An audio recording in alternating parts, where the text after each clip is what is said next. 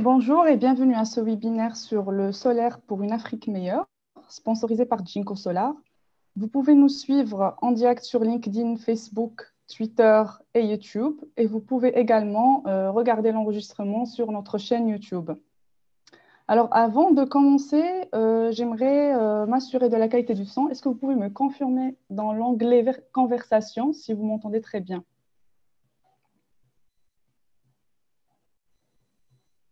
Super, parfait. Je vous remercie.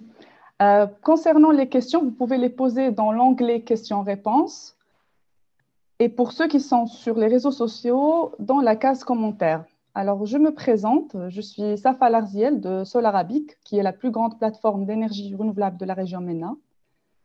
Notre premier intervenant est M. Hatim Azaïs, directeur commercial de l'Afrique du Nord et de l'Ouest chez Jinko Solar. Monsieur Hatim soutient les efforts de croissance et d'expansion de JICO en Afrique du Nord et de l'Ouest. Il a dirigé plusieurs projets importants supervisant des équipes diverses à travers les frontières géographiques et politiques. Il est passionné par la promotion du développement durable et espère apporter des contributions qui auront un impact sur les générations futures.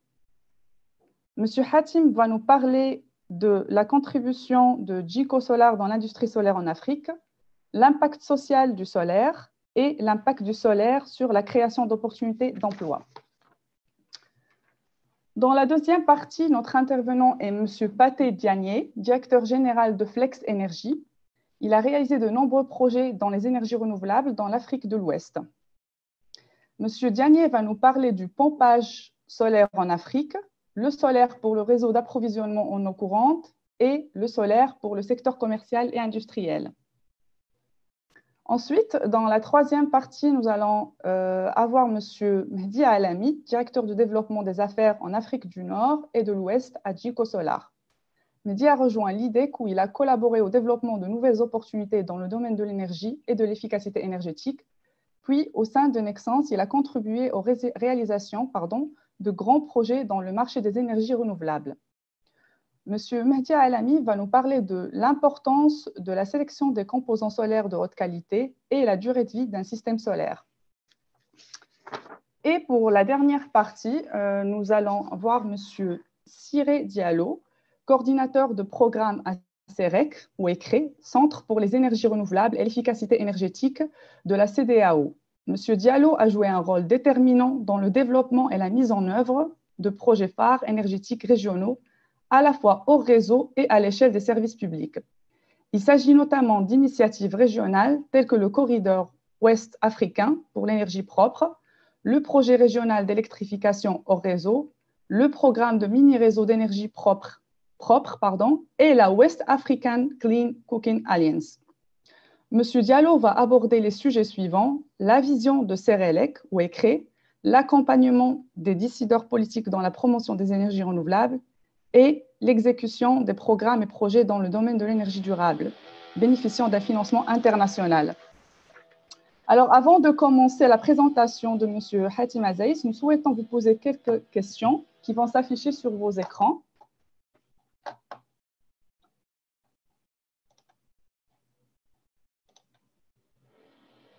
Alors, pour ceux qui sont sur les réseaux sociaux, vous pouvez mettre vos réponses en commentaire, s'il vous plaît.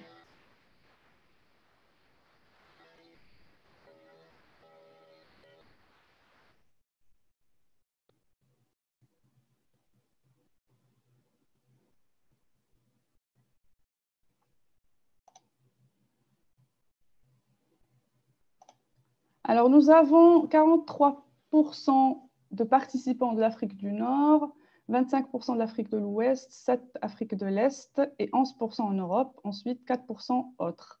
Je vous remercie.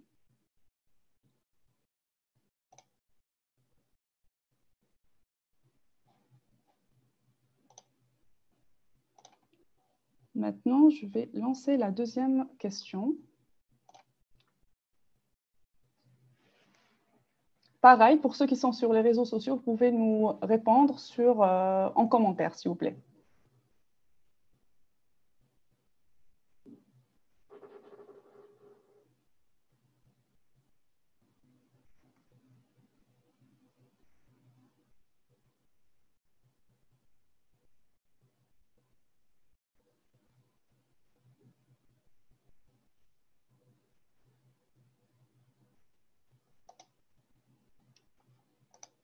Alors, pour les secteurs d'activité, nous avons 40% en EPC, 13% pour le développement, secteur public 4%, investisseurs 6%, 16% pour services énergie, 12% académique et 7% production fabricant. Je vous remercie. Maintenant, je vais laisser la parole à M. Hatim Aziz.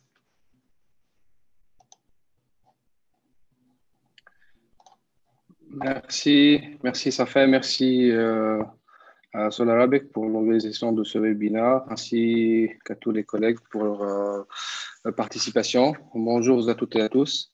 Donc, je me présente. Donc, je suis Hatem Aziz, directeur commercial d'Afrique du Nord de l'Ouest chez Jinko Solar. Durant cette présentation, on va commencer par une brève présentation de Jinko. Donc, Jinko Solar, c'est un fabricant de panneaux photovoltaïques qui a ses usines principalement en Chine, mais aussi en Malaisie et aux États-Unis. Quelques chiffres pour l'année 2019. On a fait 14,3 gigawatts de modules livrés en totalité. Cette année, on sera entre 18 et 19 gigawatts. Jinko a été leader mondial pour les 4 dernières années, depuis 2016, 2018, 19. 17, 18 et 19, pardon. On compte plus que 59 gigawatts de panneaux livrés dans plus que 140 pays grâce à nos 3500 clients qui sont situés partout dans le globe. Quant à la part de marché, elle est évaluée à 12,6%. Il est à noter aussi que Jinko a été classé le fournisseur le plus bancable par PVTech pour les 5 dernières années, qui est un aspect très important aussi surtout pour les projets IPP et les centrales solaires. On va faire une brève présentation des différentes gammes de produits de Jinko depuis 2015 jusqu'à 2020-2021. En 2015, on était sur des panneaux de puissance de 335 watts à peu près. On voit ici très bien que le rendement aussi des panneaux est en train d'augmenter et d'évoluer au fil du temps. En 2016, on est passé sur les 360 watts, 2017-2018 sur les 400 watts. Enfin, en 2019, on était avec le panneau Tiger à 465 watts. Pour les années 2020-2021, les deux produits mainstream seront, les produits conventionnels seront les 455 et les 585 watts. Je pense que mon collègue Mahdi, dans sa présentation, va entrer plus dans le détail. Je voudrais m'attarder un peu sur l'aspect socio-économique du photovoltaïque. C'est vraiment, on a voulu dans ce webinaire de regarder le photovoltaïque sous un autre angle, un autre social, un angle économique. Ici, sur ce slide, on voit très bien que il y a encore une différence considérable en termes de consommation électrique dans le monde. Et là, on ne parle pas que de renouvelables, on parle de consommation électrique par habitant, donc dans ces différents pays. Vous voyez que les États-Unis, par exemple, sont autour de 13 000 kWh par habitant par an, alors que l'Europe est à 6 000. Des pays de l'Afrique du Nord, comme la Tunisie, le Maroc, l'Algérie, sont entre 900 et 1400 kWh par habitant. Alors qu'en Afrique de l'Ouest, j'ai pris l'exemple du Sénégal, qui est à 230 kWh par habitant. Ceci est principalement dû au Sénégal, par exemple, à l'accès à l'électricité qui n'est pas comme dans les autres pays à 100%. Néanmoins, on voit aussi l'évolution de cette consommation qui est plus ou moins stable pour les pays développés, même en légère régression, de 3% pour l'Europe et de 2% pour les États-Unis. Ceci est dû au fait que ces pays-là sont en train de migrer d'industrie, d'économies d'industrie vers des économies de services. Et même pour les nouvelles industries, ils sont tous en train de migrer vers des industries à forte valeur ajoutée technologique, surtout dans le domaine de l'IT. C'est des pays aussi qui ont été industrialisés il y a longtemps et qui sont aujourd'hui plus dans l'efficacité énergétique et dans les industries digitales. Donc, pour les autres pays, on voit très bien que le kilowattheure par habitant est en train d'augmenter considérablement et ceci est tout à fait normal vu que le rythme de vie même dans ces pays est en train de se moderniser au fil du temps. Ceci pour dire que aujourd'hui, on parle d'énergie renouvelable ou de solaire en tant que source d'énergie qui peut être dans le mix énergétique actuel. Mais il est important aussi de savoir que notre consommation d'énergie va augmenter d'année en année considérablement et qu'il y aura beaucoup de demandes sur les capacités en énergie dans le futur. Donc, non seulement on doit augmenter la part du solaire dans le mix pour l'énergie d'aujourd'hui, mais aussi on doit penser à l'énergie de demain, où on voit sur ce graphe que la différence et le gap qu'on va rattraper sûrement dans plusieurs années sera aussi considérable. Ici, on voit la carte de production d'électricité à partir du solaire en térawattheure par habitant. On voit aujourd'hui que, par exemple, dans le monde, donc on est passé à 198 TWh à 724 TWh, ce qui donne une évolution de 266%. Pour l'Europe, entre 2017 et 2019 aussi, il y a eu une légère augmentation de 56%.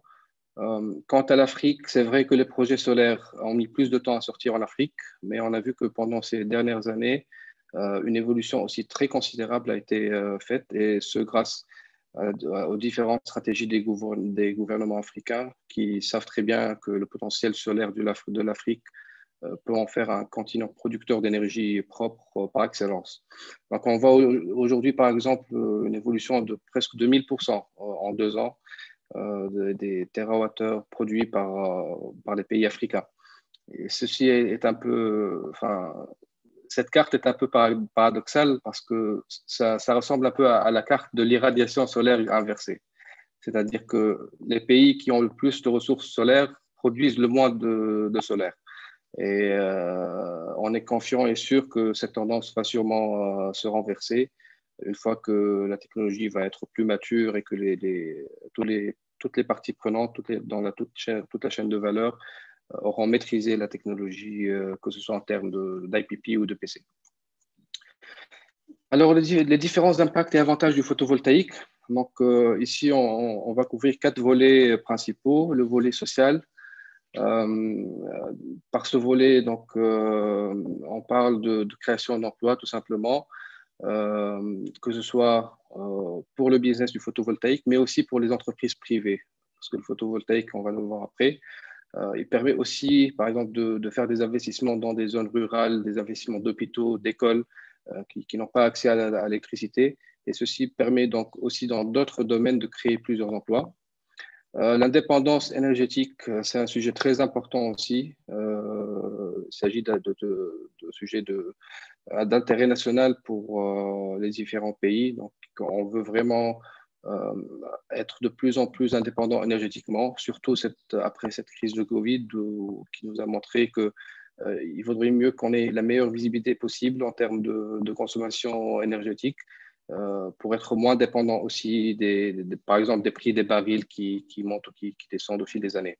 Donc, ceci aussi permet d'avoir une stabilité économique. Économiquement parlant, donc on parle aussi de tarifs pour les IPP qui ne cessent de diminuer. On peut citer par exemple le dernier projet de 2 gigawatts à Zafra, à Abu Dhabi, qui a été attribué à EDF, Masdar et Jinko. C'est un projet où ce consortium va vendre l'électricité à 1,35 centimes de dollars par kilowattheure, qui est un prix très, très compétitif. Sur l'Afrique, on est aussi en train de voir des prix compétitifs, mais la différence de prix résulte aussi de la différence dans les conditions de financement dans ces pays, des conditions même qui sont internes aux pays eux-mêmes. Donc, il est aussi à noter que les installations commerciales et industrielles permettent à ces entreprises aussi de rentabiliser et d'améliorer leurs investissements. C'est-à-dire qu'en réduisant les coûts en électricité, une usine, par exemple, de textile ou une usine agroalimentaire pourra aussi faire des économies et expandre son activité de plus en plus, devenant ainsi plus compétitif, que ce soit sur le plan national ou même pour l'export sur le plan international. L'aspect vert aussi est très important. Donc, on parle de diminution des gaz à effet de serre. Il est aussi très important de noter que le solaire permet aussi de préserver les réserves d'eau. Dans une étude qui a été faite, on a montré que si tout le monde passait à 100% de production d'électricité à partir du solaire, on ferait des économies de 95% d'utilisation de l'eau. Donc, on sait que l'eau pourra être très prochainement un challenge très important pour la planète. Donc, pour produire des panneaux solaires, par exemple, on utilise entre 7 et 15% seulement de l'eau qui est nécessaire pour d'autres sources d'énergie primaire. Donc, dans le slide qui suit, on va passer à l'autoconsommation. Donc, ici, on va parler plutôt de l'aspect économique sur les entreprises privées.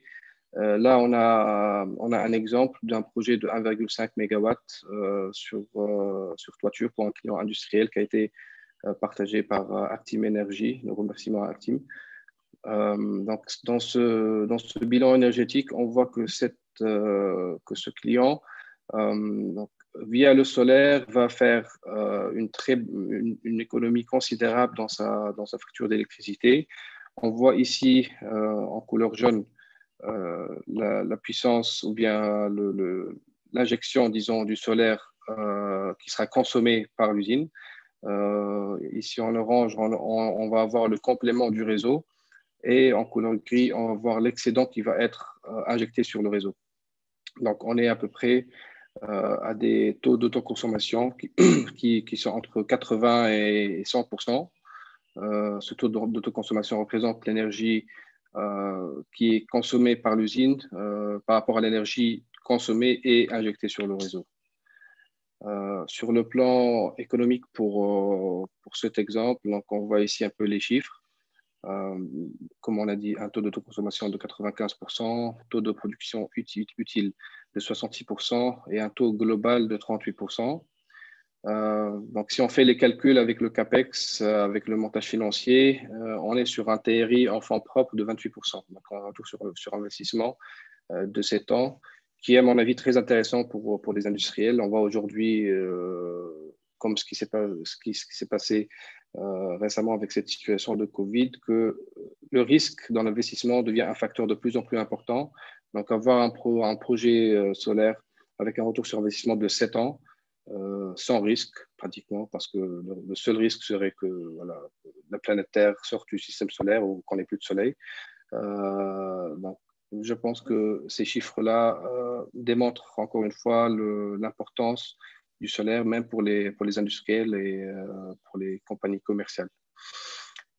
Passons ensuite à l'impact social, après qu'on ait couvert un peu l'impact économique. Donc ici, on parle de création d'emplois. Si on regarde toutes les énergies renouvelables, aujourd'hui, en 2017, on est à peu près à plus de 10 millions de professionnels qui travaillent dans les énergies renouvelables. À peu près, on a toujours 30% de ces professionnels-là qui travaillent dans le solaire photovoltaïque. Et ce chiffre ne cessera de croître au fil des années, puisque selon l'IRENA, on passera de 11 millions d'emplois aujourd'hui en 2019, l'année dernière, à 40 millions d'emplois en 2050. Et tout le monde sait que l'Afrique sera le continent qui se développera le plus en termes de solaire, parce que non seulement c'est déjà l'énergie la plus concurrentielle, mais aussi ça va permettre, grâce à la facilité de son déploiement, d'électrifier les zones qui n'ont pas encore accès à l'électricité. Donc, voyons ici un peu les phases de réalisation d'un projet photovoltaïque avec les produits associés. Donc on a mis ici en couleur les parties qui ne sont pas locales et on a laissé toute la partie qui peut se faire localement dans les projets. Donc, on parle ici, on va commencer toujours par une étude de faisabilité, une évaluation du productible, faire le design du système, avoir tous les accords, faire la planification de l'infrastructure. Après, on va passer à l'achat des panneaux, des composants électriques, des onduleurs, des structures qui pourront peut-être être faites aussi localement. Pour passer aussi aux travaux de construction, au montage des panneaux, le câblage, la mise à la terre. Après avoir construit la centrale, donc l'activité qui va va rester, c'est l'exploitation, la maintenance et la gestion commerciale pour, en fin de cycle, après 20-25 ans, qui est généralement la durée des projets, on va passer au recyclage. J'ai voulu vous montrer ça pardon, pour rebondir sur les emplois créés dans le photovoltaïque localement. J'ai pris la Tunisie comme exemple. Selon une étude qui a été réalisée par la GIZ, en 2015, chaque mégawatt installé génère environ 40 emplois en Tunisie. C'est beaucoup par rapport à aujourd'hui, parce qu'aujourd'hui, la technologie est devenue plus mature. On parle de 10 emplois, mais c'est aussi lié au fait que le solaire en Tunisie était pour la plupart résidentiel, donc c'est un marché diffus. C'est aussi des emplois stables qui sont considérés comme stables parce que le marché ne cesse de croître au fil des années. Si on parle aujourd'hui des professionnels dans le photovoltaïque en Tunisie, selon ces statistiques dans le rapport, on parle de 91% des gens qui travaillent dans le solaire en Tunisie travaillent dans l'installation et l'ingénierie. 6% travaillent dans la fabrication, en ce qui concerne l'assemblage local des panneaux photovoltaïques. Je pense qu'on a des assembleurs en Tunisie, en Algérie, au Maroc aussi, et au Burkina Faso, si je ne me trompe. Donc, ils représentent 6% des gens qui travaillent sur le marché. Et pour la maintenance, elles représentent 3%. On sait très bien qu'après avoir construit la centrale, on n'a pas besoin de beaucoup de ressources pour faire la maintenance et l'opération. Donc, dans le slide qui suit, on va parler brièvement de l'impact social dans les zones rurales, surtout en Afrique de l'Ouest. Donc, selon une étude qui a été réalisée par Google, il y a, alors, dans les clients qui ont acheté des systèmes solaires résidentiels, on a 97% des gens qui déclarent que leur qualité de vie s'est améliorée, 86% qui sont en meilleure santé, 98% qui sont plus en sécurité et 91% qui déclarent que leurs enfants ont plus de temps pour étudier. Ça, c'est pour vous dire que dans ces zones-là, le solaire permet à ses habitants d'avoir, il leur facilite les besoins primaires qu'ils ont. Donc, c'est des besoins vraiment de santé, de sécurité, de pouvoir étudier. Et grâce au solaire aujourd'hui, ces gens-là attestent que c'est plus facile pour eux de faire ces activités-là. Et ça, je pense, c'est un aspect social très, très important. Ces gens-là aussi déclarent qu'ils font grâce au solaire. On parle de systèmes solaires de petite taille, là. On ne parle pas de grandes installations. Ces gens-là déclarent que grâce au solaire, ils font $1 d'économie par jour, sachant que c'est des ménages dont 25% déclarent un revenu inférieur à $2 par jour et 50% ou 60% déclarent un revenu qui est inférieur à $5,5 par jour. Donc, c'est des gens vraiment avec des revenus très limités, mais qui, grâce au solaire, aujourd'hui, font des économies. Ils déclarent aussi qu'ils ont la possibilité aujourd'hui d'acheter plus de nourriture, qu'ils ont aussi la possibilité de faire plus d'investissements dans des business qui sont plus ou moins rentables pour eux. Donc, on voit dans l'Afrique de l'Ouest, surtout dans les zones rurales, que le solaire vraiment peut être un levier pour avoir une économie de plus en plus croissante et intégrer ces gens-là dans l'économie réelle via tout simplement l'électrification rurale.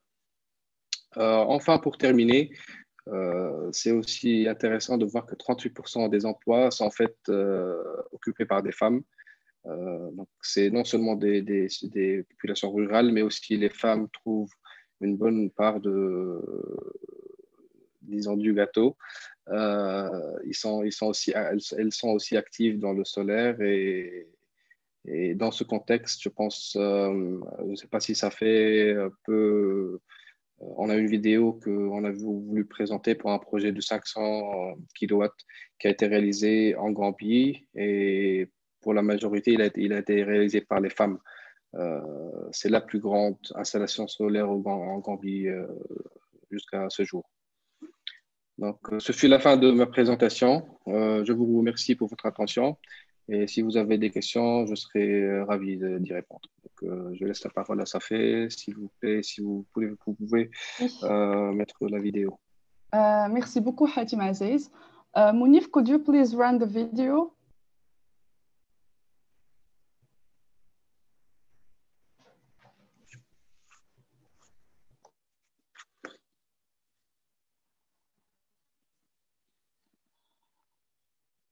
Thank you.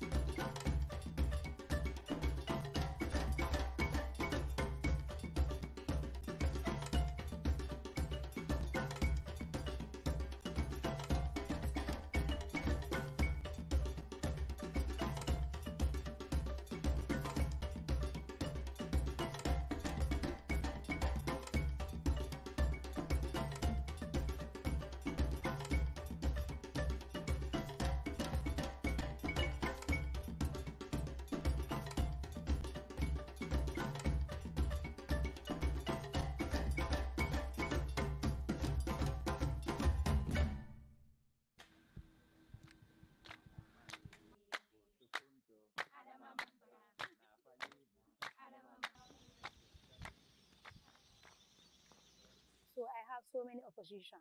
Of course, I have opposition. I find opposition, of course. My friends, they tell me that, why are you going to Fandema? What are you going to do in Fandema? I easily tell them I'm going to do renewable energy. They start laughing at me. I have a lot of things. They want to talk so that I will not go to Fandema to do that. The reason why I choose renewable energy is because I want to break the gender difference. Friends or other people outside, instead of encouraging you, will discourage you to leave the course and go in for another course because they believe that it is not a course that you can do. Because normally Gambians believe that any risky job is for men, not for women. Okay. All right, thanks. Hello, good morning, everyone. It is a pleasure for us to bring you back here to help us to install and commission this new project, which is a collaboration between the MRC and the UNIDO. This is an important message for us that we are working with you hand in hand. We are only not looking at the energy we are going to get from the solar, but what you as people and as individuals are able to have this in terms of capacity building.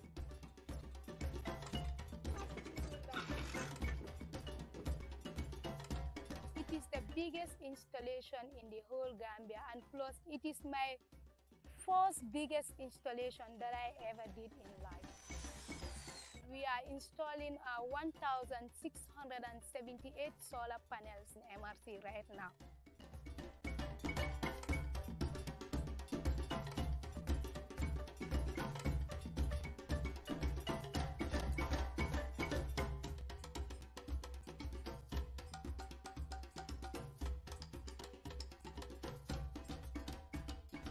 These days, what we are doing is installing the technical rooms. I will go over the boxes that we are installing, just in case there's things that you are not understanding yet. If you're going to connect your series, your negative series, this is your negative wire.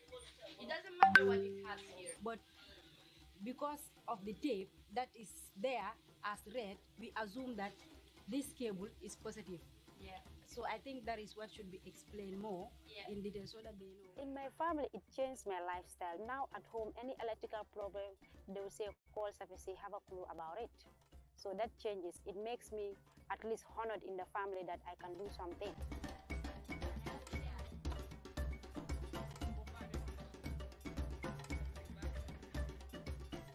Before they just hold me like a mad girl, I will say that. What they think before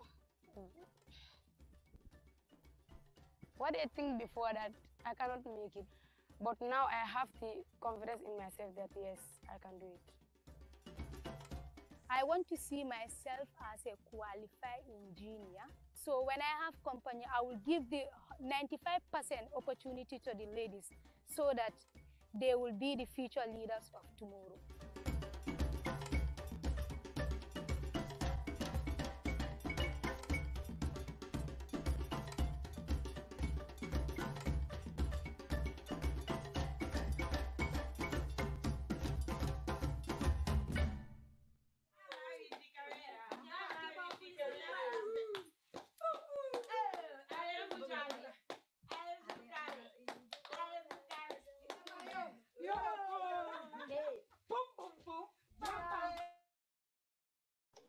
Merci beaucoup, Monsieur Hatim Aziz, pour cette belle présentation. J'invite tous les participants à poser vos questions sur l'onglet questions-réponses. Et pour ceux qui sont sur les réseaux sociaux, de les rédiger dans la case commentaires.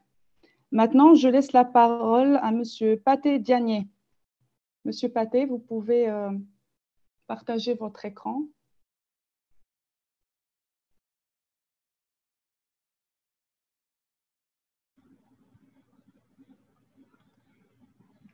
Bonjour, c'est visible? Vous voyez l'écran? Oui, c'est parfait, merci. Oui, alors, bonjour à tout le monde. Merci pour cette invitation. Merci à Solar Audit. Merci à tous les participants qui ont pris de leur temps pour assister à cette présentation. Flex Energy est une société qui fait des déploiements de solutions d'énergie renouvelable. Et on va vous présenter aujourd'hui deux volets de ce qu'on fait, essentiellement le pompage solaire et aussi des solutions pour usage commercial ou industriel. Alors, ce qu'on peut retenir aujourd'hui, comme l'a dit un peu plus tôt M. Aziz, c'est que le solaire réellement est une opportunité de développement et que c'est quelque chose à saisir. Les avancées récentes des dernières années, aussi bien en technologie, en coûts et autres législations, sont de nature à favoriser le développement du solaire. On peut retenir principalement que les panneaux s'améliorent constamment. Vous avez vu un peu plus tôt la taille des panneaux au mètre, en tout cas le rendement des panneaux au mètre carré est toujours en train d'être amélioré. Le coût, et ça c'est le plus important, de l'investissement solaire est toujours plus intéressant. En tout cas, la chute, il y a une chute assez vertigineuse des prix pour les panneaux solaires, ce qui rend le développement du solaire beaucoup plus favorable. Aussi, on peut noter qu'il y a une certaine efficacité et une addition de nouvelles fonctionnalités, toujours avec les équipements. Il était d'usage qu'il fallait un onduleur séparé, un contrôleur de charge séparé, vraiment une bonne dose d'ingénierie pour l'installation. De plus en plus, les équipementiers tendent vers des solutions intégrées où on a plus ou moins du plug and play, ce qui rend les solutions plus intégrées, plus faciles à gérer et aussi plus faciles à installer. Alors, en particulier pour l'Afrique de l'Ouest, qu'on maîtrise un peu mieux, le solaire est vraiment une solution, vu qu'on a un réseau électrique pas toujours présent, et même quand il est présent, pas toujours fiable. Donc, le solaire s'avère être une source relativement stable et disponible, fiable en termes d'approvisionnement en électricité. Il y a aussi, pour les zones non électrifiées, le coût de l'utilisation du diesel. D'abord, il y a les coûts de carburant, le coût à la pompe, c'est une chose, mais le coût de l'acheminement avec les sucres dont on en a besoin. Il y a certaines zones, en tout cas ici au Sénégal, il y a certaines zones qui sont juste inaccessibles pour une partie de l'année du fait de la saison des pluies, des routes ou ponts qui sont coupés. Donc, du coup, l'approvisionnement en carburant est aussi une problématique. Donc, ce qui rend le solaire encore plus intéressant. Alors, comme j'ai dit tout à l'heure, on a un focus sur deux applications, ce n'est pas les seules, mais c'est deux en particulier. Et on va parler d'abord du pompage solaire. Nous, on pense très certainement que le solaire, en tout cas le pompage solaire pour l'Afrique de l'Ouest, c'est l'usage de ce qu'on a vu, l'usage la plus récurrente et aussi qui a le plus d'impact sur les populations qui sont en majorité en zone rurale, avec comme activité principale l'agriculture ou l'élevage, l'eau étant vraiment critique dans ces activités. Alors, pour le pompage solaire à usage agricole, aujourd'hui, ce que ça permet de faire pour les agriculteurs, c'est de leur permettre de travailler toute l'année durant. Ils sont moins assujettis aux aléas climatiques, à la pluviométrie. Ils ont une maîtrise des cycles et des campagnes qu'ils pourraient faire durant toute l'année. Aussi, le pompage solaire a évolué de sorte qu'au début, c'était des petites pompes ou des petites fermes. Les gens n'avaient pas cette idée que le solaire pouvait satisfaire les besoins, on va dire, pour un pompage à grande échelle. Aujourd'hui, la technologie est mature et a évolué à un point où, pour tout usage agricole, que ce soit pour des petites fermes de moins d'un hectare jusqu'à de l'agro-business, 200, 300 hectares, quel que soit le besoin en eau, il y a une solution solaire adaptée pour ça. Alors, en termes de retour sur investissement, en comparaison avec une solution diesel pour l'électricité, quand c'est le diesel qui est swappé pour faire du solaire, le retour sur investissement, c'est entre 1 et 3 ans. C'est assez court. Maintenant, quand on fait de l'effacement en comparaison avec le courant commercial, qui est moins cher que les diesels, là, ça peut tirer jusqu'à 4-5 ans. Mais l'un dans l'autre, c'est des équipements, d'abord, avec une longue durée de vie. Les panneaux solaires, c'est des garanties de 20-25 ans selon les fournisseurs. Dans un schéma de pompage solaire, il n'y a pas de consommable, il n'y a pas de batterie. Donc, c'est un onduleur avec des panneaux solaires. Donc, la durée de vie de l'installation, ça dépasse largement les 10 ans. Donc, ce qui rend cet investissement particulièrement judicieux. Alors, schématiquement parlant, c'est relativement simple. Quand on parle de pompage solaire, il y a deux scénarios. Pour les petites installations, c'est des pompes solaires, pompes courant continu, pompes DC. Et pour les installations un peu plus grandes, on prendrait une pompe classique, triphasée, qui est alimentée avec un driver solaire. Le driver, c'est un onduleur qui permet de transformer le courant continu qui sort du panneau solaire en courant alternatif, triphasé, pour faire tourner la pompe. Donc, selon qu'on ait de l'eau souterraine, donc c'est des pompes immergées, ou qu'on ait de l'eau de surface, c'est l'application est pareille. On peut faire fonctionner avec du solaire. Alors, ça, c'est juste quelques petites images d'illustration. Alors, particulièrement sur ce site, ça, c'est un petit projet qui a été fait en 2013 dans la zone des Niayes, ici au Sénégal. La particularité, pourquoi on montre toujours ce site, c'est que c'était en 2013, il y a 7 ans, et les bénéficiaires à l'époque, c'était un projet de l'État, l'Agence nationale de l'éco-village et la coopération japonaise. Les bénéficiaires à l'époque avaient beaucoup de doutes. Ils étaient tellement dubitatifs sur la solution solaire qu'ils s'étaient engagés, mais avec une contrainte qu'il fallait que le système fonctionne pendant 6 mois avant qu'ils ne commencent à payer. Parce que ce n'était pas encore d'usage, ce n'était pas encore commun pour eux de comprendre qu'on peut produire de l'eau sans carburant, sans le courant commercial. Donc, c'était. Alors, et maintenant, 7 ans après, aujourd'hui, je pense que dans toutes les zones rurales du Sénégal et probablement dans toute la région ouest-africaine, le pompage solaire est household, quelque chose de très commun. Les gens savent que c'est quelque chose qui est fiable. Ils ont vu, même s'ils ne l'ont pas installé. Après, tout ce qui reste, c'est des blocages sur le coût ou les modalités d'acquisition. Mais c'est une technologie qui a déjà fait ses preuves. Alors, ça, c'est une autre ferme, c'est un système intégré avec des panneaux servant de support, sécurisé sur une chambre gardien. Le système, de manière générale, on favorise toujours les installations qui sont autonomes, en fait, qui sont automatisées, de sorte qu'il y a le moins de manipulation possible. C'est un système qui va commencer à pomper quand il y aura du soleil et qui va s'arrêter quand il n'y en aura plus. Il faut préciser qu'en matière de pompage solaire, le principe, c'est de stocker de l'eau. On ne stocke pas de l'énergie, il n'y a pas de batterie. Ce qui fait qu'on a une installation qui n'a pas de consommable, qui n'a pas de pièces d'usure classiques. Et ça permet aussi, d'abord, ça réduit le coût de l'investissement, mais aussi, c'est la durée de vie du système du fait qu'il n'y ait pas de batterie, de stockage d'énergie. Ça, c'est un système beaucoup plus gros, en pompage de surface. Donc, c'est une pompe de 50 chevaux, 37 kW, qui était à date la poste qu'on avait eu à installer. En ce moment précis, on a un projet pour installer 2 pompes similaires, mais cette fois-ci de 55 kW. Donc, c'est un système qui a fait ses preuves. Et maintenant, les gens comprennent qu'il n'y a pas de limite de puissance. C'est vraiment, vous définissez un besoin, il faudrait juste avoir l'espace nécessaire pour tous ces champs solaires. Parce qu'à un moment, c'est vraiment beaucoup de panneaux, mais la technologie, elle est mature, elle est maîtrisée. Alors, ici, c'est un scénario, c'est la même installation, mais pour usage domestique. Alors, ici, on parle en particulier d'un opérateur. C'est un opérateur d'hydraulique rurale qui a une concession de 10 ans, Flexo.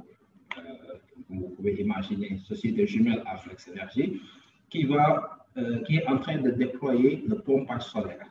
Alors, ce que vous voyez sur tous ces points, c'est 350 forages.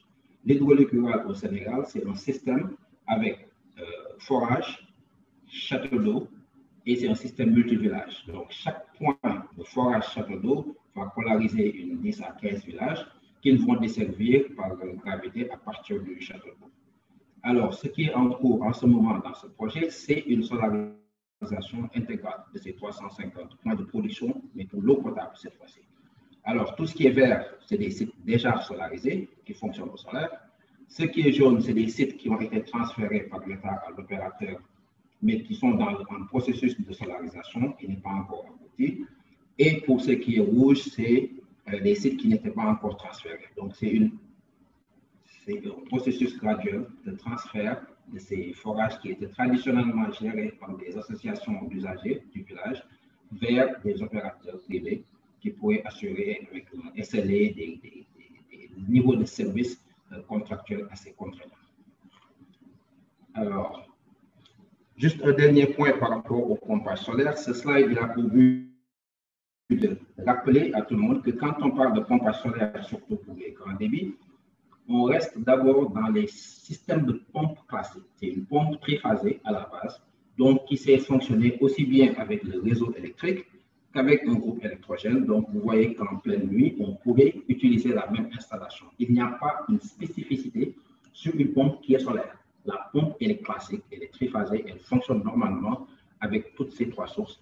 Le point essentiel ici, c'est d'avoir un driver qui permet de faire la conversion de l'énergie solaire pour une utilisation au fil du soleil, donc juste durant les heures d'ensoleillement.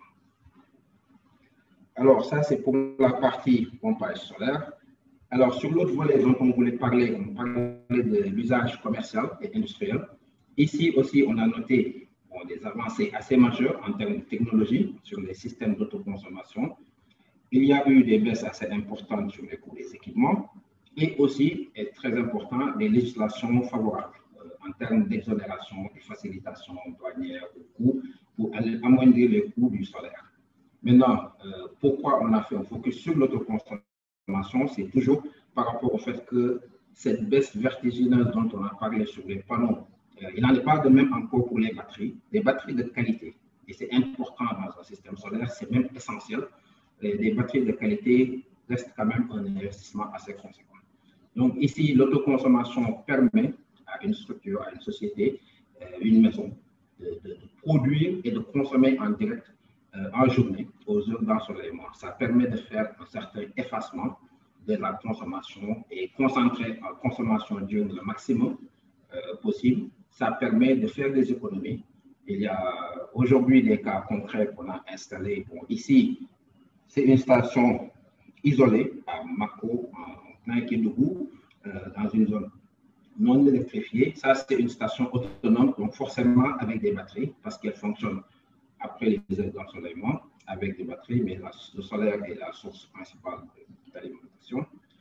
Et ça, c'est des cas d'utilisation d'énergie productive, c'est des laiteries dans le nord du Sénégal.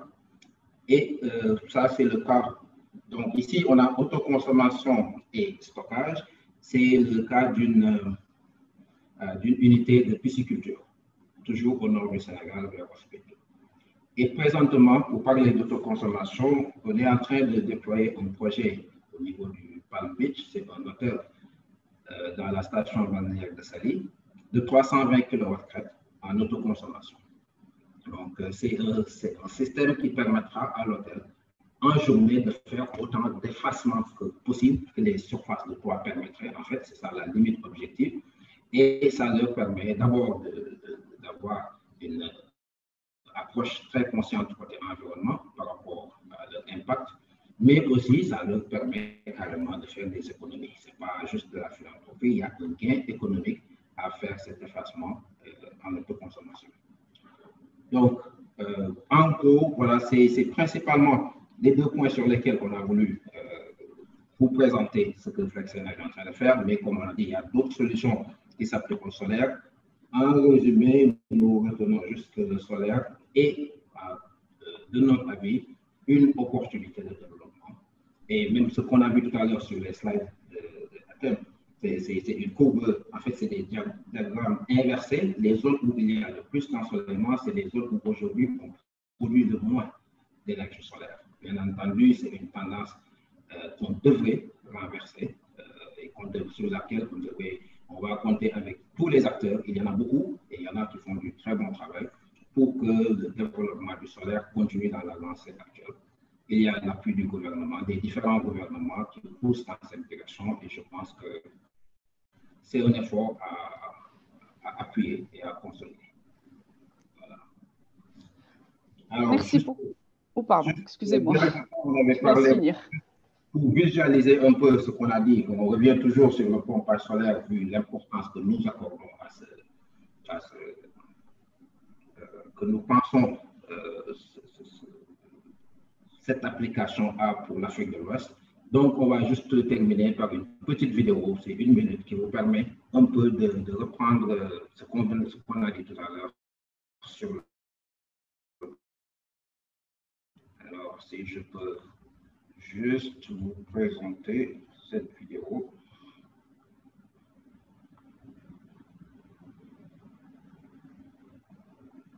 Alors,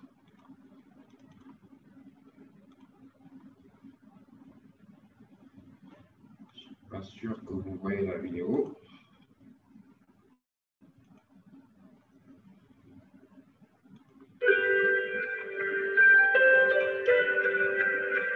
On ne voit pas la vidéo, en fait. On voit d'alimentation, une flexibilité inégale. Bon, je pense qu'on va faire sans la vidéo. L'idée, c'était juste un peu de résumer un peu ce qu'on a dit par rapport au pompage solaire sur une vidéo d'1 minute, mais bon, pour les besoins. Je vais la partager dans l'onglet conversation pour que les gens puissent la regarder. Merci beaucoup, Monsieur Diané, pour cette présentation. Maintenant, je laisse la parole à Monsieur Mehdi Alami.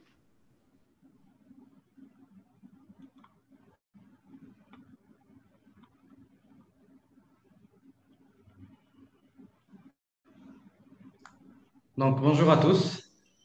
Donc, tout d'abord, je tiens à vous remercier d'être assez nombreux à participer. Je remercie Safa et je remercie Solar Arabic pour la qualité de l'organisation en fait, de cet événement. Donc, moi, je vais un peu récapituler sur ce qui a été dit pendant ce webinaire. Et donc, je vais parler en fait de l'importance du choix en fait de la qualité des panneaux solaires. Donc, tout d'abord, je vais vous introduire un peu, je vais vous parler de notre gamme de produits pour l'année 2021. Après, je vais parler d'un élément qui est très important et qui vraiment définit la qualité en fait du panneau, qui est le backsheet. Et ensuite, je vais vous donner une petite idée sur la fiabilité et la durabilité des panneaux solaires et comment on peut dire qu'un panneau est fiable et durable.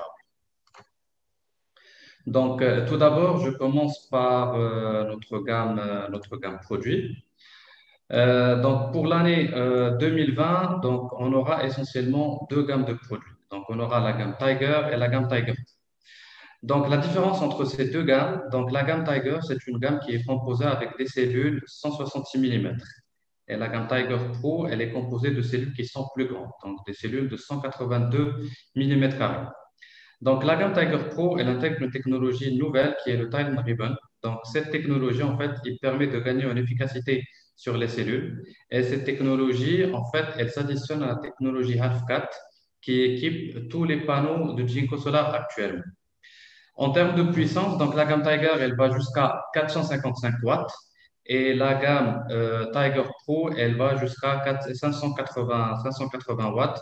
Normalement, d'ici la fin d'année, on devra atteindre pour la gamme Tiger, fin 2021 plutôt, on devra atteindre 460 watts. Et pour la gamme Tiger Pro, on devra atteindre 585 voire 590. Donc, dans les 2 cas, on a une efficacité qui est assez importante. Donc, pour les Tiger, on atteint les 20,9% d'efficacité. Et pour la gamme Tiger Pro, on dépasse 21% d'efficacité. Donc, les 2 gammes, ils sont disponibles en monofacial et en bifacial. Et ils sont disponibles en plusieurs configurations, 60, 72 et 78 cellules. Donc, maintenant, rentrons plus dans le détail en fait, de chaque gamme.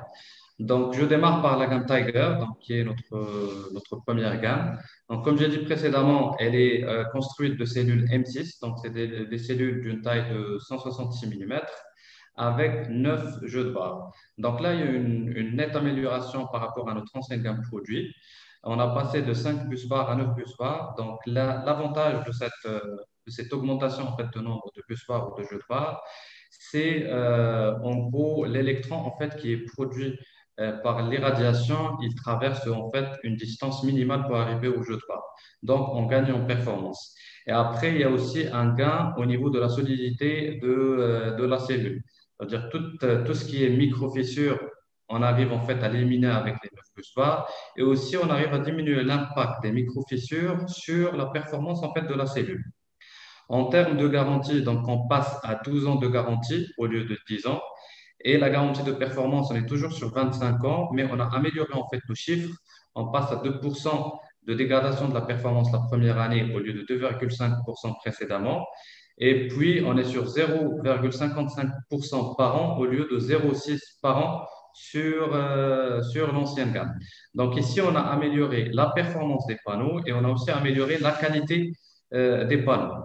Donc cette gamme Tiger, en fait, il y a énormément d'applications possibles pour cette gamme Tiger. Donc la gamme Tiger est composée de deux configurations et la configuration 60 cellules, donc avec des petites dimensions 1,75 m sur 1 m. Donc là, on part de 355 jusqu'à 375 watts. Donc là, si on compare en fait cette gamme avec les panneaux en fait qu'on trouve habituellement sur le marché, les 260 watts, les 250 watts. Donc là, c'est une nouvelle technologie. Par contre, les 250 watts, 260 watts, c'est une ancienne technologie, c'est du poly. Et à Jinko, en fait, toute notre gamme, c'est une gamme en mono. Après, en fait, il y a des cellules, des plus grandes cellules, des plus grandes en fait modules avec 72 cellules. Et donc là, on parle d'une puissance qui va de 435 watts jusqu'à 455 watts avec des dimensions de 2 mètres sur 1 mètre. Donc là, il existe en 3 configurations, le monofacial, le bifacial en fait, avec les deux technologies, un backsheet transparent ou un dual glass. Donc, la technologie bifaciale, en fait, c'est que le panneau, il arrive à produire l'électricité des deux façades du panneau, de la face avant et de la face arrière, qui peut récupérer, en fait, toutes les radiations ou les rayons de solaire qui sont réfléchis par le sol. Donc, après, il y a la gamme Tiger Pro. Donc, j'ai dit, la gamme Tiger Pro, en fait, c'est la toute nouvelle technologie, en fait, c'est la toute dernière gamme de Jinko Solar. Donc là, on est sur des cellules M10 à 182 mm. On a ajouté un jeu de barre, en fait, parce que la cellule est plus grande, donc on a l'espace pour ajouter un dixième bus bar. Donc, pareil comme le Tiger, on est sur une garantie de 12 ans, sur une garantie de performance de 25 ans, avec 2% de dégradation la première année et 0,55% par an par la suite. Donc, ici, on parle en fait de réduction de coût de l'énergie produite et c'est normal parce qu'on voit le niveau de puissance sur ces panneaux-là. Donc, on est sur les panneaux à 60 cellules ou bien 122 moitiés cellules. Donc, on arrive jusqu'à 455 watts avec une efficacité de 21%. Et les dimensions, c'est 1,9 m sur 1,13 m. Donc, après, ça, c'est pour tout ce qui est petit, en fait, projet d'autoconsommation. Après, il y a les panneaux, les grands panneaux pour les grands projets de production d'énergie solaire, les grandes centrales solaires. Donc là, il y a la gamme 72 cellules. Donc, elle existe comme le Tiger Pro en monofacial et en bifacial avec le backsheet transparent et le dual glass. Donc ici, on atteint 545 watts. Après, il y a le très haut de gamme, c'est la version 78 cellules qui existe en bifacial avec un backsheet transparent et qui arrive jusqu'à 580 watts. Et normalement, d'ici fin 2021, on devrait atteindre 590 watts. Donc maintenant, j'ai fait une petite présentation en fait de notre gamme de produits. Maintenant, pour parler de la qualité, il faut comprendre en fait un panneau, comment il est constitué. Donc, un panneau solaire, il est constitué en fait d'un cadre en aluminium avec une couche anti-corrosion qui est très importante C'est normal parce que c'est de l'aluminium. Après, il y a un verre solaire. Donc, en général, c'est un verre tempéré avec une épaisseur entre 2 à 3 millimètres avec une couche anti-reflet. Donc, il y a d'autres options, d'autres couches en fait qu'on peut appliquer sur le verre. Par exemple, la couche anti-soiline en fait pour limiter les dépôts de salissure en fait et de poussière sur le panneau. Après, il y a l'encapsulant. Donc, l'encapsulant, c'est un polymère, c'est de l'EVA qui s'appelle EVA et il couvre en fait les cellules du haut et du bas. Comme ça, on assure une protection efficace des cellules. Donc après, il y a la partie la plus noble, la partie la plus importante, c'est les cellules. Donc c'est la partie qui produit l'électricité. Et par la suite, donc après la deuxième couche d'encapsulant, il y a le backsheet ou la feuille de fond. Donc la feuille de fond, c'est un élément qui est très très important dans un panneau solaire. C'est quelque chose qu'on ne voit pas sur les fiches techniques. Donc il est constitué de trois couches. Donc la première couche qui va assurer que le backsheet va être bien collé à l'encapsulant, donc pour assurer l'étanchéité. Une deuxième couche, en général, elle est faite du PE, comme les câbles électriques, c'est un isolant électrique en fait de bonne qualité pour assurer l'isolation électrique. Après, il y a la couche la plus importante qui doit être en fluorine parce qu'elle doit résister aux ultraviolets. Donc maintenant, ce backsheet, on a parlé de plusieurs rôles de backsheet. Il y a 3 couches, il y a plusieurs rôles. Donc effectivement, le backsheet assure un rôle très très important dans le panneau. Donc le premier rôle du backsheet, c'est la protection des conditions climatiques. Donc après, le backsheet, il va garantir en fait la performance en température parce que le backsheet, il va se charger en fait de dégagement de chaleur. Comme ça, on va limiter la température au niveau des panneaux solaires. Il doit absolument résister aux UV parce que le panneau subit en fait énormément d'irradiation. Donc, une résistance aux UV, c'est quelque chose de très important pour le backsheet. Il doit résister à l'humidité. C'est l'ennemi juré en fait des cellules, du silicium. Donc, on doit avoir une très bonne résistance à l'humidité. Après, il y a la résistance mécanique qui est aussi très importante et l'isolation électrique. Donc là, on a pris ces photos en fait de l'Agence internationale de l'énergie. Donc, c'est quelques défaillances en fait sur des backsheets. Donc, on voit ici, par exemple, ça, c'est un scratch en fait. C'est des problèmes qui peuvent arriver lors de la manutention. Donc, si on a un backsheet qui n'est pas solide, c'est des défauts qui peuvent arriver. On voit de la délamination en fait. C'est le backsheet qui n'est pas bien collé ou bien au niveau des trois couches de backsheet ou bien entre le backsheet et l'encapsulant. Et on voit la formation des bulles. Donc, pour ces 3 défaillances, en fait, le risque, c'est quand on aura des infiltrations de l'humidité, des infiltrations de l'eau, des infiltrations de la poussière, ce qui peut très, très fortement dégrader la performance du panneau. Et lorsqu'on dit dégradation de la performance des panneaux, ça veut dire qu'on aura des panneaux en fait, qui ne sont pas rentables, qui ne produisent pas assez d'électricité. Et après, il y a une autre défaillance, mais cette fois qui présente, en plus d'un risque de dégradation de performance, un risque de sécurité, un risque de perte en fait totale des panneaux solaires. Donc là, on a un backsheet qui présente en fait des traces de brûlure. Des traces de brûlure, en fait, lorsqu'on a un backsheet de mauvaise qualité qui n'arrive pas à dégager de la chaleur, qui n'arrive pas à résister aux UV, on aura plusieurs points chauds en interne en fait au niveau des panneaux. Lorsqu'on parle de points chauds, il y a en fait une élévation de température qui est assez importante. Donc, on va avoir des brûlures et ce qui peuvent causer même un départ de feu. Donc, il y a un parc solaire de 50 MW en Afrique du Sud qui a pris feu à cause du backsheet qui était de mauvaise qualité. Donc, là, je partage avec vous en fait une étude qui est assez intéressante, qui a été réalisée par une entreprise américaine qui s'appelle DuPont. Donc, DuPont, ce qu'ils ont fait, donc ils ont fait une étude sur 5 millions de panneaux à travers le monde, soit plus de 3 gigawatts de panneaux qui sont installés. Et ce qu'ils ont trouvé, ils ont trouvé en fait des informations, des chiffres qui sont assez intéressantes. Donc, le premier chiffre, c'est qu'on a 33% en fait des panneaux, parmi les 5 millions de panneaux, qui présentent des défaillances au niveau de l'encapsulant, au niveau des cellules, au niveau de backsheet. Mais on voit bien ici en fait que le backsheet avec les cellules sont la première cause de défaillance des panneaux solaires. Vraiment la première cause. Donc, c'est énorme. On a quasiment la moitié des défaillances qui viennent du backsheet.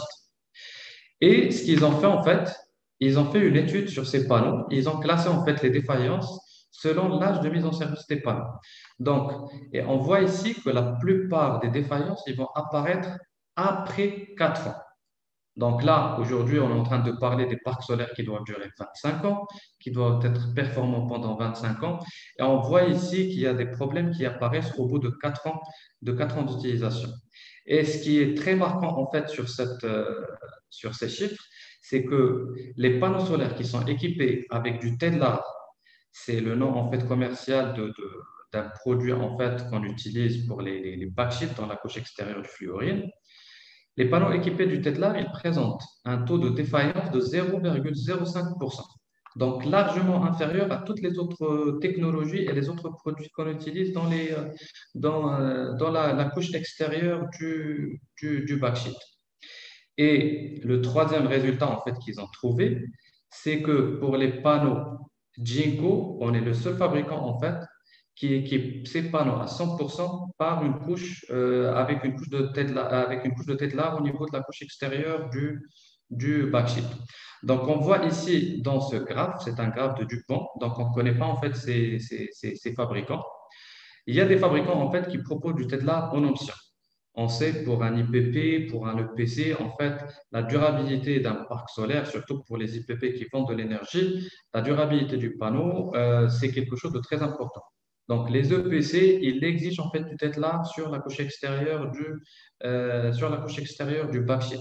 C'est pour ça qu'ils imposent en fait ça, et c'est pour ça qu'il y a beaucoup de fabricants qui proposent le Tedlar en option. Alors que Jinko, on est le seul en fait qui propose du Tedlar en standard sur tous nos panneaux. Donc maintenant, on a vu en fait qu'il y a des soucis sur les panneaux et qui apparaissent après 4 ans. Alors que les panneaux, ils doivent durer 25 ans, ils doivent assurer un bon niveau de performance pendant 25 ans. Il y a en fait des organismes internationaux, des organismes en fait indépendants, privés, qui ont commencé à penser pourquoi il y a ces problèmes. Et ils ont essayé de mettre en place en fait des tests qui sont plus contraignantes que l'ICE, parce que tous les panneaux aujourd'hui sont certifiés ICE. Il y a des tests ICE. On voit dans les fiches techniques que tous les panneaux sont certifiés ICE. Ils ont mis en place en fait des tests plus poussés. Et parmi en fait ces batteries de tests les plus connues, c'est le test PQP qui a été mis en place par la société américaine, le laboratoire américain PEVEL.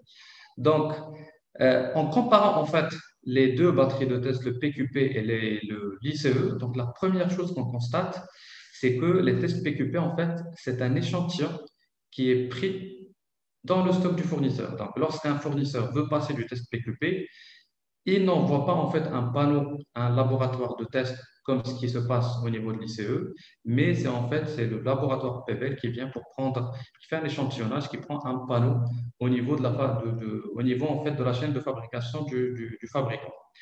Après, il y a une mise à jour en fait annuelle des tests du PQP. Donc, on voit bien quand même dans l'industrie du photovoltaïque. Donc, la technologie en fait, elle avance à une vitesse grand V. Donc, on a toujours des innovations, on a toujours en fait on améliore toujours en fait l'efficience des panneaux, la qualité de fabrication des panneaux, chose qui n'est pas prise en considération dans la norme ICE parce que la norme en fait elle n'est mise à jour que pas d'une manière très très récurrente. Et donc, un exemple en fait qui est assez pertinent, c'est le test LITID. Donc, je vais revenir sur ça par la suite. Donc, le test LIPID, il n'existe pas en fait dans l'ICE, alors que dans le PQP, c'est un test obligatoire. Pareil pour le PID. Donc, dans la norme ICE, ils ont mis en place une nouvelle norme en fait pour le test PID, pour donner des certificats anti-PID. Dans le PQP, c'est un test obligatoire et il est plus contraignant. Pareil pour le backsheet, on ne le teste pas dans l'ICE, mais dans le PQP, on le teste. Donc, ça, ces différences quand même qui sont assez importantes.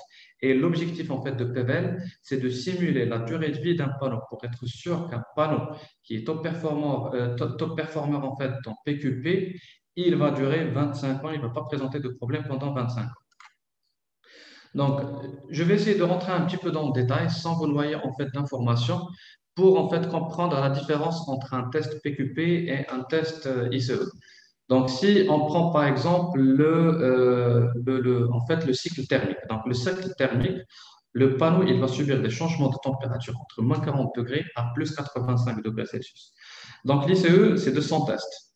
Au niveau du PQP, c'est 600 cycles. Donc, c'est 3 fois plus de cycles que dans l'ICE. Pour les tests en fait d'humidité, les tests d'humidité, le panneau il va subir une température de 85 degrés plus une humidité de 85% pendant 1000 heures dans l'ICE et 2 fois plus pour le PQP. Donc là, on parle de 2000 heures. C'est des tests quand même qui sont très, très contraignants et très exigeants. En termes de backsheet, il n'y a pas de test de l'ICE, la feuille de fond, mais au niveau en fait du PQP, il y a des tests de résistance mécanique, des tests thermiques, des tests de résistance à l'ultraviolet. Pareil pour le stress mécanique. Donc dans l'ICE, il y a des tests en fait mécaniques statiques, donc on simule juste la chute d'un objet en fait sur les panneaux, on simule en fait le poids de la neige par exemple sur les panneaux. Dans les tests PQP, il y a des tests aussi dynamiques. Donc on simule en fait la force du vent sur les panneaux pour voir si le panneau va bien résister ou pas. Les tests PID, donc les tests PID, comme j'ai dit précédemment, donc c'est une norme à part dans l'ICE qui va traiter les tests PID. Dans le PQP, c'est des tests en fait qui sont obligatoires. C'est un test qu'on fait. Et il est beaucoup plus contraignant que les tests ICE. Là, je vous donne un exemple. En fait, le test ICE pour faire les tests PID, pour délivrer le certificat anti-PID, le panneau il va être mis à moins 1000 volts, à 60 degrés et 85% d'humidité pendant 76 heures. Sur le PQP, on parle de moins 1000 volts, mais 85 degrés Celsius et 85% d'humidité, mais il va y avoir 2 cycles de 96 heures. Donc, c'est beaucoup plus contraignant en termes de conditions en fait, de réalisation de test, mais aussi en fait, de la durée du test. Le test LETID, en fait, le LETID, c'est un nouveau phénomène qui est apparu avec l'agent en fait, de la couche monopark.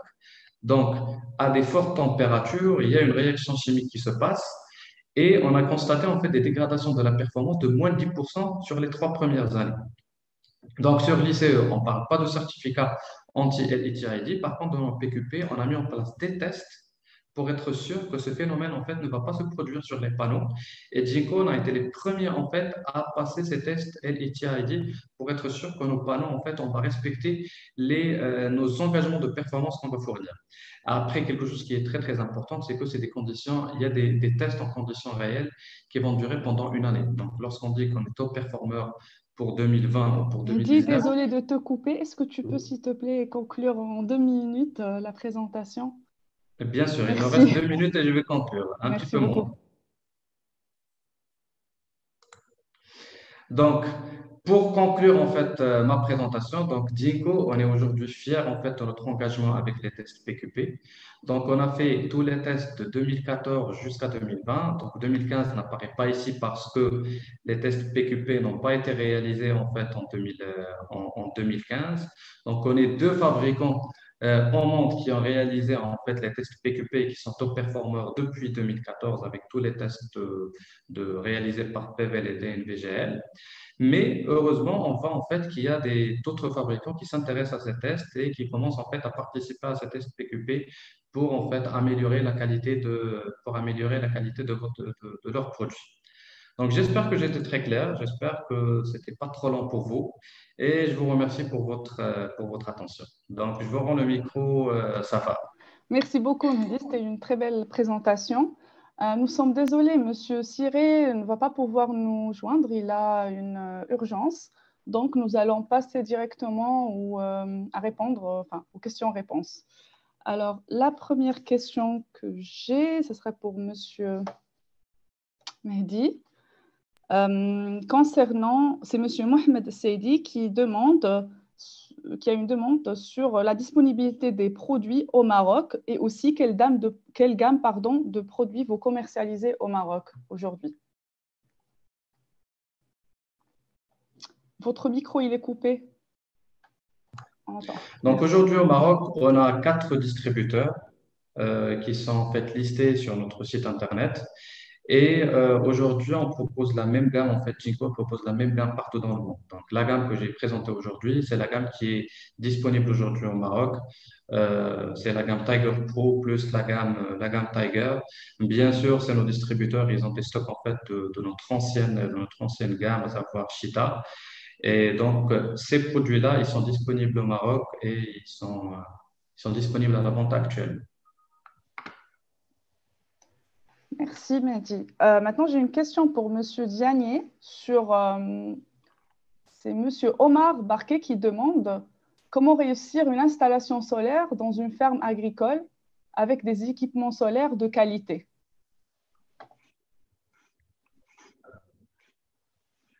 Alors, bon, ce que je peux répondre par rapport à ça, c'est que nous, aujourd'hui, de par l'expérience qu'on a eue, on a décidé de se limiter à une seule marque côté pompe, une seule marque côté panneau solaire, essentiellement basée sur le fait que c'est des produits de qualité sur lesquels on a une assurance raisonnable, qu'on va, on ne prend pas de risque. D'abord, c'est des sites très isolés, donc il y a de fortes chances qu'on ne puisse pas faire des allers-retours sur ces sites, mais ne serait-ce qu'en termes de qualité de la prestation, on ne veut pas avoir à retourner sur des sites plusieurs fois. Ce que ça implique, des fois, bon, entre guillemets, il faut voir, ça peut être un peu plus cher que ce qu'on peut avoir dans le marché, ce qui n'est pas de qualité similaire. Mais aujourd'hui, pour moi, le focus, c'est de se rendre compte qu'il faut investir dans la qualité. Sur la durée, ça coûte moins cher. C'est-à-dire, vraiment, moi, je pense que, bon, à part l'expertise de celui qui installe, de bien installer, éviter l'ombrage sur les panneaux, mettre des structures solides, bien orienter ces panneaux, c'est des choses de base. Le choix initial le plus important, je pense, c'est juste la qualité des produits. C'est vraiment, moi, je pense que c'est là où il faut mettre le focus en se disant que tout ce qu'on pense avoir économisé en achetant moins cher, quand c'est beaucoup moins cher, c'est juste. Il faut se rendre compte que la qualité a un coût, mais sur la durée, on fait des investissements, nous, on a des sites pour lesquels, objectivement, il serait difficile même de retourner là-bas, tellement ça fait longtemps qu'on n'est pas retourné sur ces sites, il n'y a pas des interventions régulières sur ces sites. Les nouveaux agents qui sont là ne connaissent même pas ces sites, ils ne les connaissent que de nom, parce qu'on ne fait pas du babysitting sur ces installations. On met de la qualité une bonne fois et on oublie ces sites. C'est un peu ça l'idée, donc c'est le choix de la qualité. Vraiment, moi, je ne peux pas vous dire autre chose que faites le choix des meilleurs produits, l'investissement le surcoût par rapport à la quantité en volume. C'est vraiment ce que je peux dire. Merci, Monsieur Paté. J'ai une autre question pour Monsieur... Enfin, la première question pour Monsieur Hatim concernant le développement de projets en Afrique. Est-ce que c'est le manque de moyens financiers ou humains qui bloque aujourd'hui ce développement de projets? Et aussi, au niveau du coût des panneaux solaires, en Afrique centrale et Afrique de l'Ouest, les gens trouvent que c'est cher. Comment faire pour rendre accessibles ces panneaux dans ces régions-là? Merci, ça fait. Ok, merci pour la question pertinente. Donc, moi, je pense c'est plutôt déjà pour le développement y est. On a vu sur la présentation qu'entre 2017 et 2019, il y a eu 1000% de production de solaire de plus. Donc, je pense qu'on est dans la bonne voie. Les contraintes économiques ou bien les contraintes en termes de ressources humaines, je ne pense pas que ça sera vraiment un très grand challenge. C'est sûr que au fil du temps, plus les projets viendront, plus il y aura des besoins en termes surtout de ressources humaines. Mais aujourd'hui, on est en train de voir de plus en plus de bureaux d'études ou bien de compagnies qui sont en train de faire des formations pour tout type de techniciens ou d'ingénieurs. Nous-mêmes, en tant que Jinko, on essaie toujours de partager l'expérience qu'on vit partout dans le monde avec les opérateurs locaux en Afrique. Donc, on donne une grande importance à ça. On donne une importance à ce qu'on transfère cette technologie, ce transfert technologique dont on parle toujours. C'est très important. C'est très important que les acteurs locaux puissent maîtriser la technologie. Après avoir maîtrisé la technologie, c'est très facile de passer à la réalisation des projets. Donc la volonté politique y joue aussi un rôle très important. Quant au prix des panneaux, bon, le prix des panneaux, il a été vraiment très, très réduit. Je pense que depuis les 10 dernières années, il y a eu une réduction de 80% à peu près. Aujourd'hui, on sait tous que le solaire, c'est la source d'électricité la plus rentable. Si on regarde les sources fossiles ou même les autres sources renouvelables qui ont d'autres challenges. Mais je pense qu'aujourd'hui, le solaire est arrivé à maturité, que l'aspect économique, pour plusieurs pays, le solaire n'est plus un choix, mais une obligation. Donc, on sera heureux toujours de contribuer dans ce développement partout en Afrique. Merci beaucoup, Hatim. Maintenant, Monsieur Mehdi, j'ai une question concernant les paramètres techniques pour choisir les panneaux. C'est plus pour savoir si le panneau est de bonne qualité ou pas. Qu'est-ce qu'il faut vraiment, sur quoi il faut vraiment se focaliser. Merci. Alors, pour en fait bien choisir en fait un panneau solaire. Donc, la fiche technique malheureusement ne donne pas toutes les informations sur les panneaux solaires. Donc, la fiche technique, elle va nous donner des informations sur le courant, sur le voltage en fait des panneaux solaires. Elle va nous donner des indications comment on va dimensionner, comment on va raccorder les panneaux solaires avec un onduleur, le nombre de panneaux qu'on va mettre sur un string et tout. Mais pour être sûr en fait de la qualité des panneaux solaires, il faut aller plus dans la constitution de panneaux solaires, dans les matériaux avec lesquels on a construit le panneau solaire. Et là, malheureusement, il n'y a pas d'autre solution. Il faut bien choisir la marque avec laquelle on va travailler. Il faut exiger en fait des bonnes marques aux fournisseurs. Il ne faut pas toujours penser juste au prix et prendre en fait le panneau solaire le moins cher. Il faut en fait vraiment choisir des panneaux solaires de bonne qualité. Il faut se référer en fait aux organismes indépendants tels que PEVEL, tels que GNLV, DV, tels que TUV en fait. Sur le site par exemple de PEVEL, on va trouver en fait tous les rapports en fait des tests PQP. Et donc avec ces rapports-là, on peut être sûr en fait, avec les données dans ces rapports, on va être sûr que le choix qu'on a fait des panneaux solaires, de la marque qu'on a choisie, est une marque de très bonne qualité. Donc, c'est pour ça, j'insiste moi sur ça. La fiche technique, en fait, elle ne donne pas toutes les informations sur la qualité du panneau. La fiche technique, elle va donner en fait des informations techniques sur le panneau, sur en fait est-ce qu'il est mono, est-ce qu'il est poly, c'est quoi en fait le voltage en fait de court-circuit, c'est quoi le courant de court-circuit, l'efficacité du panneau, mais elle va pas nous donner en fait une information sur la composition du panneau. Et là, il faut vraiment voir les tests en fait de PVL. Il faut aller juste sur le site internet. On va trouver tous les rapports en fait nécessaires pour juger si une marque fabrique des panneaux de bonne qualité ou pas.